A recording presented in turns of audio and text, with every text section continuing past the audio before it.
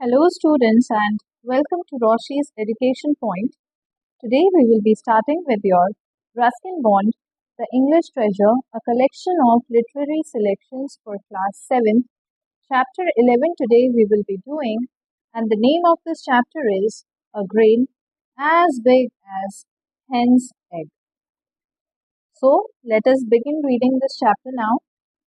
One day, some children, while playing in a ravine एक बहुत ही पतली सी वैली होती है जिनकी जो साइड्स होती हैं बहुत ज़्यादा स्टीप होती हैं.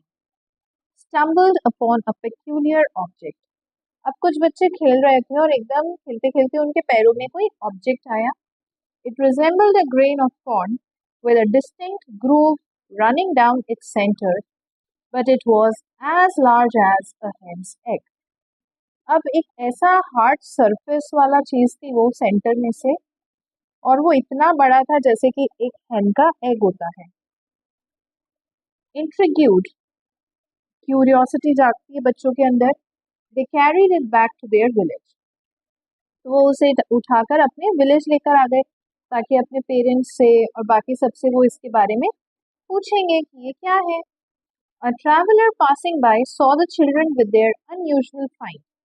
एक ट्रैवलर था तो उसने भी बच्चों को देखा और उनके हाथ में वो चीज भी देखी. He inquired about it and struck by its oddity, bought it from them for a single penny. अब उस ट्रैवलर ने सोचा ये कुछ यूनिक चीज पहली बार देखने को मिल रही है, तो एक पेनी में उसने उन बच्चों से उसको खरीद लिया. The traveler, recognizing its potential, continued his journey to the nearby town and presented it to the king. अब उस ट्रैवलर को पता था कि वो कितने काम की चीज है, तो उसने क्या करा कि पास ही के गांव में टाउन में गया और वहां पे जो किंग था, राजा था, उसके सामने प्रेजेंट कर दिया. The king, intrigued by this strange object, summoned his wisest men and instructed them to determine its nature. अब राजा को भी क्यूरियोसिटी हुई कि ये स्ट्रेंज ऑब्जेक्ट क्या है, तो उन्होंने अपने जो सबसे समझदार लोग थे उसके पास उनको बुलाया और उनसे बोला कि पता लगाओ ये चीज क्या है. Wise men, known for their knowledge and intellect, studied the object intensely. अब क्योंकि उनको समझदार बोला गया है तो उन सब ने अच्छे से स्टडी किया उस ऑब्जेक्ट को. Days turned into weeks and still they remained perplexed. कुछ दिन हफ्तों में निकल गए लेकिन जब भी उनको कोई एग्जैक्ट आंसर नहीं मिला और वो अभी भी कंफ्यूज्ड थे. They examined it under magnifying lenses, pondered over ancient texts, and even consulted with learned scholars from far off lands. उन्होंने माइक्रोस्कोप के अंदर देख लिया, उसके बाद उन्होंने इसके बारे में जो पुरानी बुक्स रहती हैं उसमें पढ़ लिया, जो स्कॉलर्स रहते हैं जो दूर दूर रहते हैं सबसे बात कर ली, लेकिन उनको कुछ भी इसके बारे में सोल्यूशन नहीं मिला कि ये एग्जैक्टली है क्या. Yet the mystery persisted. अभी भी सबको कोई आंसर नहीं मिला है. One ordinary afternoon, the object lay on a window sill in the king's palace. अब एक दिन क्या हुआ कि आफ्टरनून की बात है और वो ऑब्जेक्ट विंडो सिल पर किंग के पैलेस में रखा हुआ था. A hen, attracted by something shiny, flew in and pecked at the object, inadvertently breaking through its outer shell. अब एक hen आई, उसने देखा कि कुछ शाइनी शाइनी सा है, तो उसने जाकर उसको खाने की कोशिश करी, लेकिन एक्सीडेंटली क्या हुआ, जो ऊपर का शेल था वो उसका ब्रेक हो गया. Suddenly it became clear the object was indeed a grain of corn. और इससे ये पता लग गया कि वो तो एक कॉर्न का ग्रेन था, एक दाना था. The wise men, their faces flushed with embarrassment, rushed to the king, proclaiming, "It's a grain of corn, your majesty." अब सारे जो राजा के नॉलेजेबल लोग थे उनको एम्बैरेसमेंट हुआ कि वो एक कॉर्न का दाना नहीं पहचान पाए. फिर वो राजा के पास गए और उनको बताया कि ये ग्रेन ऑफ कॉर्न है. The king, surprised by this simple revelation, after all the elaborate investigations, ordered the learned men to uncover the origins of this unusually large corn. अब राजा ने सोचा इतने दिन ये लोग सर्च कर रहे थे, डिटेल में स्टडी कर रहे थे, और अब इन लोगों ने ये बताया है कि ये एक बड़ा कॉर्न है, तो अब तुम इसके बारे में पता लगाओ कि ये कहाँ से आया है. They searched through their vast libraries, poring over ancient agricultural texts, but found no mention of such a grain. पुरानी किताबें और सब उन्होंने देख ली, लेकिन ऐसे किसी ग्रेन के बारे में उनको कोई नॉलेज में नहीं था. Defeated, they returned to the king, admitting, "We are unable to provide an answer, your majesty." सब हार गए तो राजा के पास आके बोले, हमें कोई आंसर नहीं मिल रहा है. There is no mention of this corn in any of our records. Perhaps we should seek answers from the peasants. अब बुक्स में तो आंसर नहीं मिल रहा है, तो हम किसानों से पूछ लेते हैं, उनको तो पता ही होगा. They have lived close to the land for generations and might hold the key to this mystery. अब जो किसान होते हैं वो सालों से जमीन से अटैच्ड रहते हैं, तो शायद उनको इनके बारे में पता होगा. The king, eager to unravel the enigma, ordered his servants to bring before him a very old peasant, someone who had witnessed the passage of time and perhaps knew the secrets of the land. अब राजा ने order करा कि आप सबसे बूढ़ा old किसान लेकर आओ, जिसने बहुत जनरेशन देखी है और वो इस राज के बारे में हमें बता पाएगा. His servants located such a man, withered and frail, barely able to walk with the aid of 2 crutches. अब बहुत ही बुजुर्ग एक आदमी इन लोगों को मिला जो क्रचेस की हेल्प से तो चल रहा था. He was escorted to the king's presence, his face pale and his teeth missing, a testament to the long life he had lived. सारे दांत उसके टूट चुके थे दांत, और उसका फेस भी एकदम पेल फीका सा था. मतलब पता लग रहा था देखकर कि हाँ ये काफी बूढ़े हैं. The king presented him with the giant grain of corn, but the old man's eyes were clouded with age, and he could barely discern its shape. He reached out and felt the corn with his trembling hands. अब king ने वो grain इनको दिखाया, लेकिन क्योंकि ये काफी बुजुर्ग हो गए थे तो ये ढंग से देख भी नहीं पा रहे थे, तो इनको शेप ही नहीं दिख रहा था. फिर उन्होंने अपने कपकपाते हाथ से उसको फील करने की कोशिश करी कि मैं टच करके देख लेता हूँ कि कैसा दिखता है. The king questioned him, his voice echoing through the grand hall. Can you tell us, old man, where such grain as this grew? Have you ever bought any like it or sown it in any of your fields? अब राजा ने पूछा कि आपने इसको आज से पहले कभी देखा है, क्या आप बता सकते हो ये कहाँ उगाए जाते हैं, या फिर आपने ही कभी ऐसा कुछ उगाया हो. The old man's hearing was as weak as his body. He struggled to understand the king's words, his mind clouded by the mist of time. अब जैसे वो ढंग से देख नहीं पा रहे थे,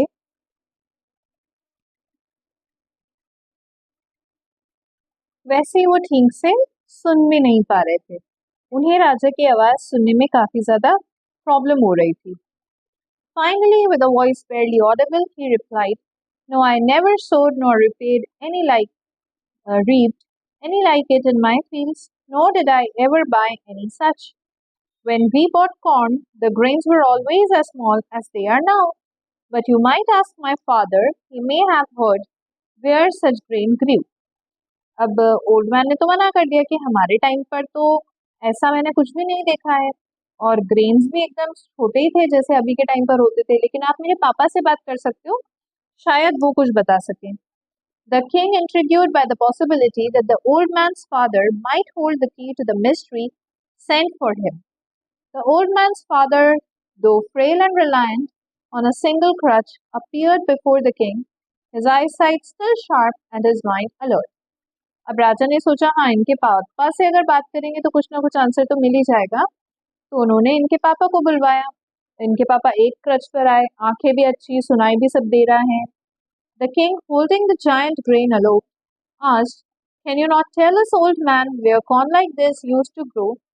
Have you ever bought any like it or sown any in your fields?" अब राजा ने ग्रेन दिखाते हुए बोला, आपने ऐसा इससे पहले कभी देखा है, खरीदा है या उगाया है, कुछ भी अगर इसके बारे में आप बता पाओ. The old man, despite his age, heard the king's words clearly. He examined the corn, his brow furrowed in thought. "No," he said, his voice steady, "I never sowed nor reaped any grain like this in my field. As to buying, I never bought any, for in my time money was not in use. Everyone grew his own corn, and when there was any need, we shared with one another. I do not know where corn like this grew. Old man ने मना कर दिया. अब old man, उसके मतलब उसका बेटा तो अच्छे से सुन नहीं पा रहा था, लेकिन वो बहुत क्लियरली राजा की एक एक बात समझ भी गए. पर उन्होंने ऐसा कुछ नहीं देखा था और उन्होंने बोला कि उनके टाइम पे तो खरीदा भी नहीं जाता था, सब अपने अपने कॉर्न्स खुद उगाते थे और अगर किसी को जरूरत भी होती थी तो वो ऐसे ही शेयर कर लेते थे बिना कुछ पैसे लिए. Ours was larger and yielded more flour than present day grain, but I never saw any like this. I have, however, heard my father say that in his time the grains grew larger and yielded more flour than ours. You had better ask him. अब old man ने बोला हमारे time पे बड़े होते थे, लेकिन इतने बड़े तो मैंने भी नहीं देखे, लेकिन मेरे पापा कहते थे कि उनके टाइम पे बहुत बड़े होते थे, तो आप उनसे पूछ सकते हो. The king, his curiosity increased, sent for the old man's father. The grandfather, despite his advanced age, entered the hall with ease, his gait steady, his eyes clear, and his speech strong and vibrant. अब राजा ने सोचा कि अगर इनको इतना पता है तो इनके पापा को तो पक्का पता होगा. जब उन्होंने ग्रेट ग्रैंडफादर को अंदर बुलाया तो वो बिना क्रचेस के आए. उनकी आंखें भी अच्छी है, उनकी स्पीच भी अच्छी है, मतलब वो एकदम नॉर्मल थे. The king presented him with the corn, and the old man took it, turning it over in his hands, his gaze thoughtful. It is long since I saw such a fine grain, he said, his voice filled with a sense of nostalgia. Nostalgia जब हम पुरानी memories को याद करते हैं. He then bit a piece off, savoring its flavor. It's the very same kind, he affirmed. अब king के सामने जब वापस से किंग ने वही क्वेश्चन पूछा तो ओल्ड मैन ने पहले तो उसको थोड़ा ग्रैंडफादर ने इधर उधर देखा और फिर उनको पुरानी बात याद आ गई कि ऐसे ही तो कॉर्न्स हमारे टाइम पे उगते थे, और उन्होंने उस कॉर्न का एक बाइट भी ले लिया, तो उनको वही पुराना टेस्ट भी उसमें से मिला जो उनके टाइम पर आता था. The king, his voice eager, asked, "Tell me, grandfather, when and where was such corn grown? Have you ever bought any like it or sown any in your fields?" अब राजा की क्यूरियोसिटी इंक्रीज हुई तो उन्होंने पूछा कि आपने ऐसा corn पहले कभी देखा है, खरीदा है या खुद उगाया है. The old man smiled, his face radiating a calm wisdom. Corn like this used to grow everywhere in my time, he replied. अब राजा के क्वेश्चन सुन के उनके फेस पर एक स्माइल आई और उन्होंने बोला मेरे टाइम पे तो ऐसे ही कॉर्न उगा करते थे. I lived on corn like this in my young days and fed others on it. It was grain like this that we used to sow, reap and thrash. ऐसे ही ग्रेन सब उगाते थे हमारे जब मैं जवान था उस टाइम पर, और सब यही खाते थे. The king, his curiosity burning bright, pressed on. Tell me, grandfather, did you buy it anywhere or did you grow it all yourself? अब किंग की क्यूरियोसिटी बढ़ रही है तो पूछते हैं आपने कभी से इसको खरीदा है या खुद ही उगाया है. The old man's smile widened, his eyes reflecting the memories of a simpler time. In my time, he said, his voice echoing the values of a bygone era, no one ever thought of such a sin as buying or selling bread, and we knew nothing of money. Each man had corn enough of his own. अब old man smile करते हुए पुरानी चीज़ों को, simple days को याद करते हुए बोल रहे हैं कि हमारे टाइम पे कोई ऐसा पाप नहीं करता था खरीदने और बेचने का. हमको तो पैसों के बारे में कुछ पता ही नहीं था. हर इंसान अपना कॉर्न खुद ही उगाता था. The king, sensing that he was on the verge of a profound revelation, pressed further. Then tell me, grandfather, where was your field? Where did you grow corn like this? अब राजा ने सोचा यार इनको तो knowledge है, मुझे और इसके बारे में पता लग सकता है, तो उन्होंने और पूछा कि आपकी फील्ड कहाँ थी, कहाँ उगाते थे आप. The old man's gaze softened, his eyes taking on a distant, wistful look. My field was God's earth, he answered, his words imbued with a reverence for the land. Wherever I plowed, there was my field. Land was free. It was a thing no man called his own. Labor was the only thing men called their own. अब old man ने बताया कि मेरे time पे तो ये पूरी अर्थ ही land होती थी, लैंड क्योंकि फ्री थी, कोई भी नहीं बोलता था कि ये लैंड मेरा है, जहां पर हमने उगा दिया वही हमारा लैंड बन जाता था। हाँ, लेबर के लिए हम जरूर बोल सकते हैं कि वो हमारी खुद की थी। The king, absorbing the depth of the old man's words, continued, answer me two more questions, grandfather. The first is, why did the earth bear such grain then and has ceased to do so now? Ceased means stopped. And the second is, why does your grandson walk with two crutches, your son with one, and you yourself with none? Your eyes are bright, your teeth sound, and your speech clear and pleasant to the ear. How have these things come about? अब राजा को लगा इनको तो बहुत knowledge है, तो उन्होंने और पूछा कि अब मेरे दो क्वेश्चन का आप जवाब दो।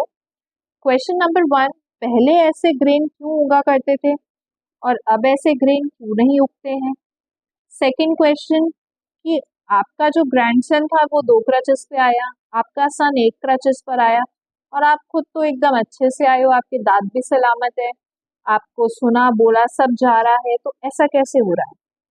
The old man, his voice tinged with a hint of sadness, replied, "These things are so because men have ceased to live by their own labor and have taken to depending on the labor of others."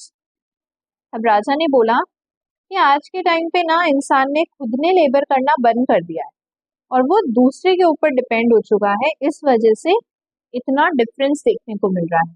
In the old time men lived according to God's law.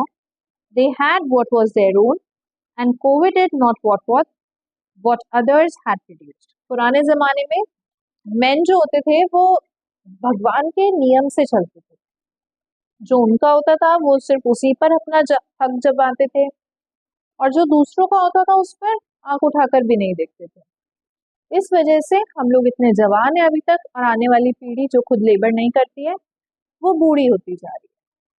So that was all for the chapter. Basically ये chapter में आपको honest labour के बारे में बता रखा है और रिस्पेक्ट के बारे में, जो पुराने लोग अपने लैंड को देते थे, मनी से नहीं खरीदते थे खाने की चीजें, उन सब के बारे में बताया हुआ है। I hope you understood it. If you like it, kindly hit the like button. If you want me to teach you any other book or any other chapter, you can write it in the comment section. That's all for today. Thank you and have a nice day.